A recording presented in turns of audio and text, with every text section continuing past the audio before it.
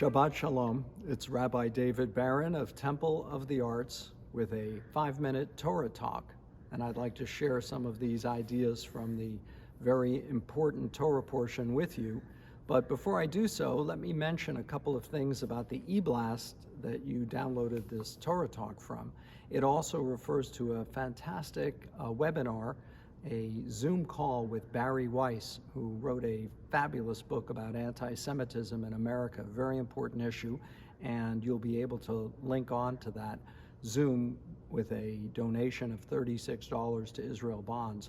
Also, you'll note there's a link to go back to the webinar that I moderated about how to emerge, how to evolve to the next normal, the next phase of our life. And I'm so thrilled to hear that so many members of the temple have been getting their vaccinations, and I wanted you to know that we're glad to be here to be of help for you. So just let us know, communicate with the temple. We're reaching to you. We want you to reach back to us as well. Now, the Torah portion is a very momentous one. It contains the 10 Commandments, but also it contains within it the story, the continuing saga of the Israelites. It's the portion of Jethro. Who was Jethro? Jethro was the father-in-law of Moses. And interestingly, Jethro, the portion that contains the 10 Commandments, is a portion named after someone who wasn't even Jewish. So it shows the universal outreach of Judaism, that we incorporate the insights of those who have a monotheistic proclivity, who are attracted to this idea of faith in one God instead of many different gods, instead of the paganism that existed in ancient times. And Moses was able to humble himself, as great of a man as he was, to listen to his father-in-law's advice. His father-in-law watched him and saw Moses judging the people. And there were long lines of people waiting to come before Moses to adjudicate a dispute or whatever it might have been. And Jethro observed this and he said, "You're nuts. What are you doing? You can't judge all these people. You have to appoint judges and magistrates, and then you be the Supreme Court, if you will, and hear the final or most difficult cases, but you can't be judging the people from morning till evening. It's an impossibility." And he had that vision or that perspective of an outsider. And sometimes when we have problems, we don't want to humble ourselves to get advice from someone else. It's so important to do that. A lot of us have this thing, and I've got it to a certain degree. Oh, I can't rely on somebody else to do it. They won't do as good of a job as I would do if I did it myself, and then I'll have to redo it. But you can't fall into that mind trap. You have to recognize that someone else may bring other talents and skills to bear, and that they can be of benefit and of help to you. There's a wonderful quote from the rabbis of the Talmud, from the sages, the ethics of the sages, which says, "Who is truly wise? Ezehu chacham, halomed mikol adam," the one who learns from every human being. Every human being has something to teach us if we'll humble ourselves to listen. Sometimes we won't hear the advice of somebody that we might consider in a lower profession or occupation than we're in, or not as high up on the food chain, if you will, in terms of income.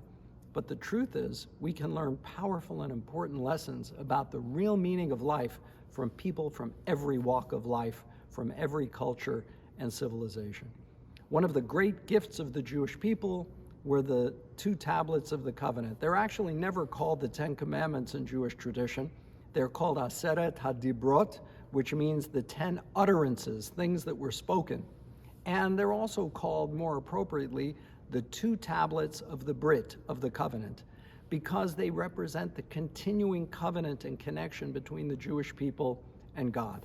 And this is one of our great gifts to humanity, that there are these laws, these aspirational laws about human conduct. If people would only keep them, what a more sane and peaceful world we would live in.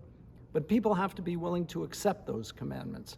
They have to be willing to take them into their lives and make them a part of their lives, and recognize that, no, you might not keep every commandment all the time, but we try, we aspire to that standard.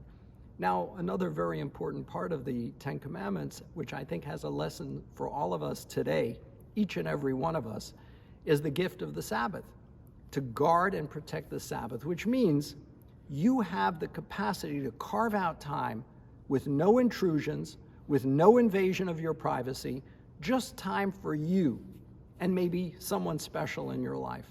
And I think that's so powerful, that lesson, that we have the control. Yes, we have the control. I know a lot of friends who say to me, I have to have a private, quiet time when I cut off the TV and I don't hear about the people on the left wing attacking the people on the right wing and the people on the right wing attacking the people on the left wing and Democrats and Republicans going at each other. I need to cut that out. Well, you have it within your power and control to do. Don't allow yourself to be sucked into that.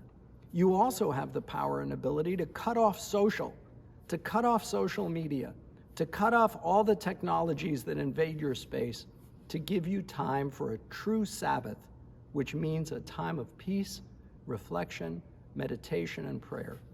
So it's within our capacity. That idea of freedom, that is the story of the Exodus, is the freedom to choose, the freedom to take control. And all of us have the capacity to do that if we'd only listen to that inner voice that calls to us to do so. So that's the message I'd like to share with you this Shabbat. I hope you'll take it into this year and make it the best week, the best month, the best year of your life. Shabbat Shalom.